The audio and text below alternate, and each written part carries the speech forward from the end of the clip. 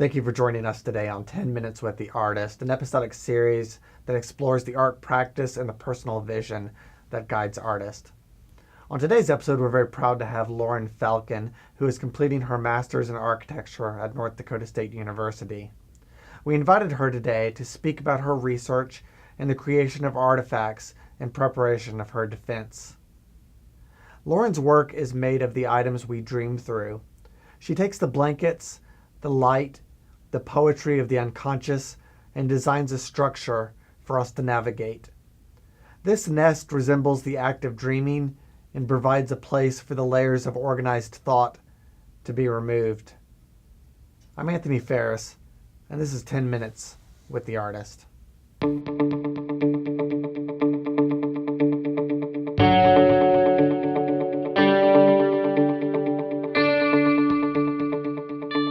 So, Lauren, thank you so very much for coming in and speaking with us.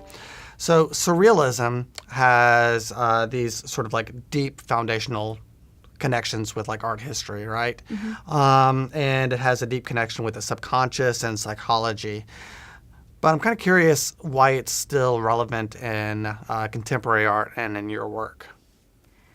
I think it's still important because what surrealism did was it took poetics and it brought it into our daily life, or attempted to. And I think that's still important and relevant today. And I think utilizing that in an architectural format is really interesting and not necessarily new, but just multiple interpretations of it, I feel like, build onto something really great. So I think that's why it's still relevant. Okay. Is there, I don't know if one is more important than the other, but your work is very atmospheric, okay? Mm-hmm. But I was kind of curious if you could talk whether or not aesthetics is more important when viewing this thing, or if atmosphere is, or if neither are, or if both are.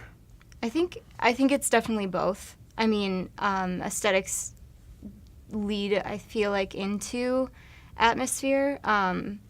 I think that aesthetics are sometimes taken as just, sight, but I think it has to do a lot more with atmosphere. I think they're kind of both the same thing in my eyes, but okay. Yeah. And your work speaks to sort of the complexities of city life. Mm-hmm. And its sort of influences, and I was kind of curious if you could talk a little bit about how the city influences your work.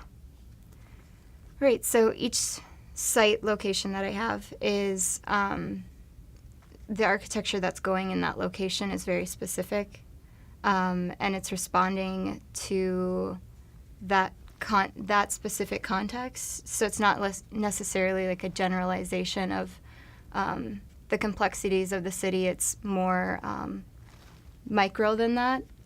It's taking the complexities of one area in the city and trying to intervene, I guess. So. Okay. There's this artist named Brian Galone who lived up in New York City, and he was taking pictures of people sleeping on subways, and they were trying to like sleep between home and work and home. Mm-hmm. Like they were in transit, but they were in this like very harsh environment. So how should we think about sleep within your work? Sleep? I think it's important that we have spaces that we can sort of escape from that constant movement while still being able to be next to it. I think that duality is extremely important. And I think sleeping, not necessarily sleeping, but just like places of like a humble, intimate nature are really important.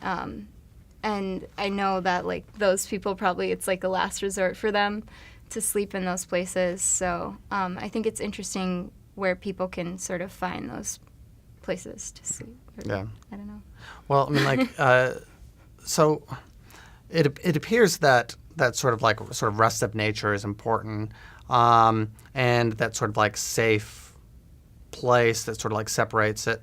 One way that you could maybe view some of your work is that it's not like a vertical or horizontal nest, that like somebody's going to. It's actually these vertical lines, and people are sort of like navigating between them.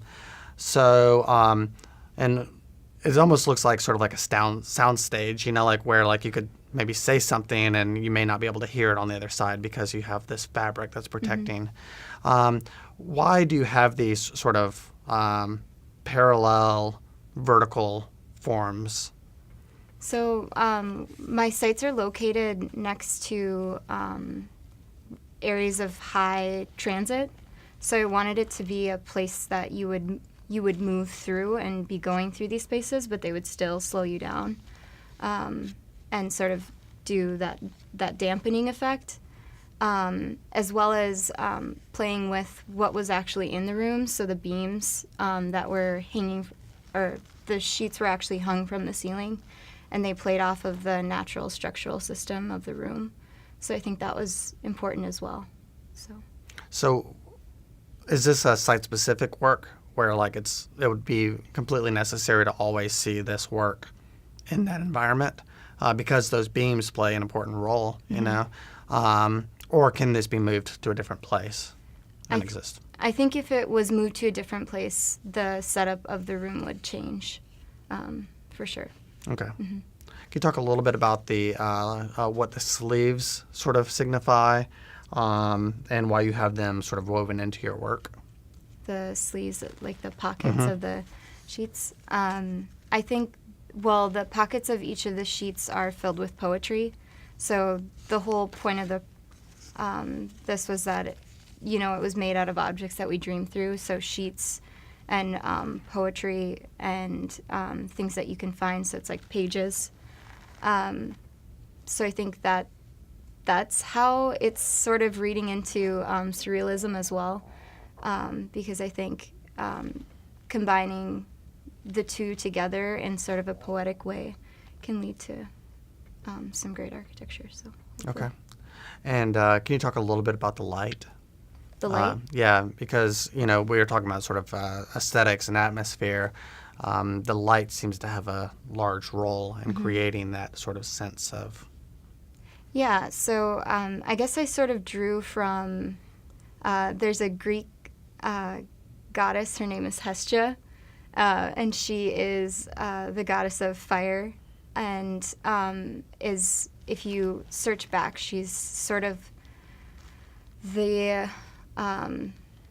start of this like cyclical cycle, and she had no temple, but like every home had a hearth, and that was her temple. So it's kind of like the start of like dwelling or like nesting in a home. Yeah. So that's sort of where the light came from, and then sort of just developed from there. Yeah. That's just it just makes me think about the spaces that we create. Nowadays, we all have a living room, a kitchen. We may have a dining room. We all have our room. We have this sort of sense of privacy. That's not necessarily how it always has been. So at the very end of our interviews, we like to ask a few questions about maybe sort of how your creative practice is. So Can you talk a little bit about what time of day do you feel like you're most creative?